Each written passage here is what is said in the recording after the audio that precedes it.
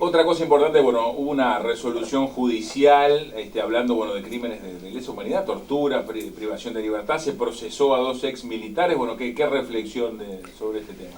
Bueno, primero un reconocimiento a la Fiscalía en Crímenes de Lesa Humanidad de Percivale, que está llevando a cabo una labor ardua, bajo presión, y hace años, ¿no? Esa Fiscalía se votó y se eligió a Percivale durante el último gobierno del Frente Amplio. Así que un gran reconocimiento.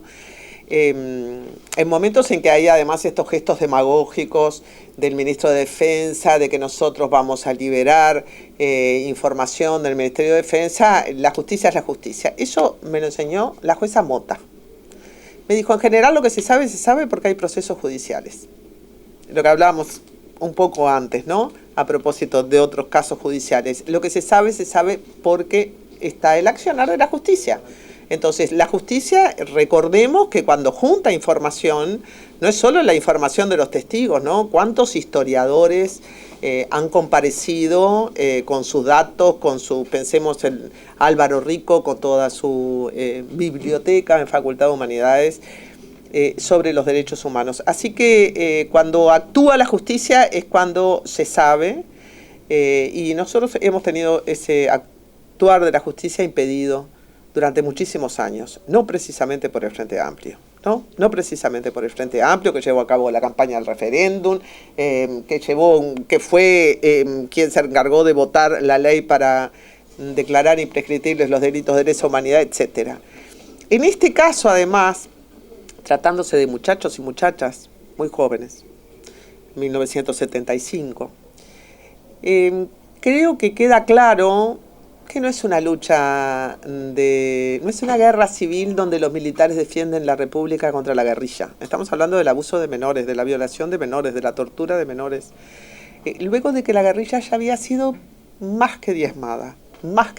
Estamos hablando de 1975, estamos hablando de abuso y terrorismo de Estado. Creo que eso queda muy a la vista cuando vemos quiénes son las personas. Es como el caso de Julio Castro, ¿no? Cuando vemos cómo mataron a Julio Castro, y Julio Castro, que era un maestro, que viajaba por el mundo. Digo esto porque a 50 años del golpe de Estado es necesario contrarrestar esa idea de que acá hubo un golpe de Estado por culpa de la guerrilla y porque los militares se excedieron un poco, ¿no? No, hubo un plan sistemático, estratégico, de imposición de un orden autoritario y un esquema neoliberal, porque el Uruguay salió neoliberal de la dictadura realmente. Y hoy que tenemos un partido militar en nuestras filas, creo que debemos hablar y hablar mucho sobre estos procesos. Bueno, por supuesto también destacar la actuación de la jueza Merlo, que por lo que dice Pablo Casartelli hace una fundamentación muy importante de su decisión que luego deberíamos leer y difundir, donde fundamenta su decisión. Ana. Sí, realmente fue un día, además ayer 1 de junio, donde se conmemoraba la fundación de la ciudad de San José de Mayo, los 240 años.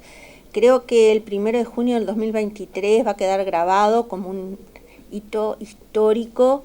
Yo hablo y me erizo además porque tuve la oportunidad de estar ahí y para mí fue uno de los días más emocionantes por todo lo que implicaba, todo lo que comentó Constanza, por poder ver esos compañeros, por poder compartir esa experiencia con mi hija y con más jóvenes que se veían, donde la emoción era algo impresionante, realmente, pero además por todo esto de lo que implica, ¿no? de entender de una vez por todas que este tipo de cosas no tienen además banderas políticas.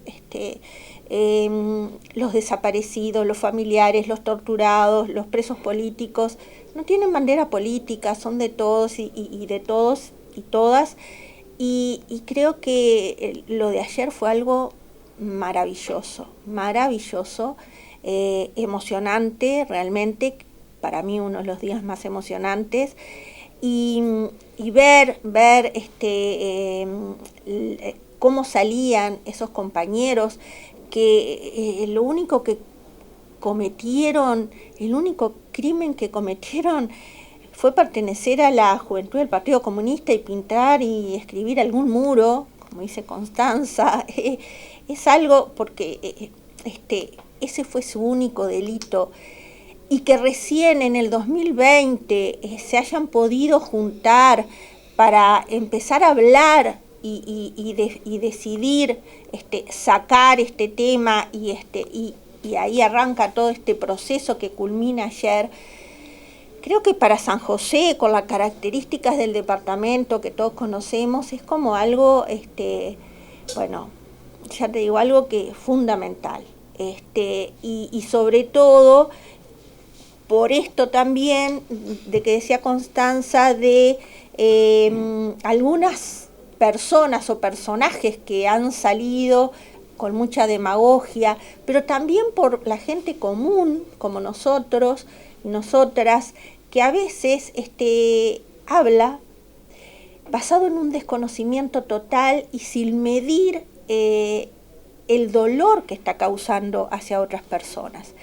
Porque hasta no hace muy pocos días, a punto de partida de la marcha del 20 de mayo, que sabemos que es una marcha que cada vez es más numerosa, que en el interior cada vez se presenta en más puntos, en más localidades, que en Libertad cada vez es más grande, todavía sigue habiendo gente que hasta duda de los desaparecidos y que se da el lujo de decir que los familiares están lucrando. Entonces, cuando uno ve eso, lo lee, lo escucha y después vive estas experiencias, a mí es como que me inyecta de energía y decir, bueno, otro mundo puede ser posible. Y sobre todo cuando vemos gente jóvenes, llevando esta bandera, que se refiere a los derechos humanos y que, vuelvo a lo mismo, no tiene color político o no debería tenerlo. Así que capaz que fui muy subjetiva, pero la verdad que lo que pasó ayer en San José fue un antes y un después.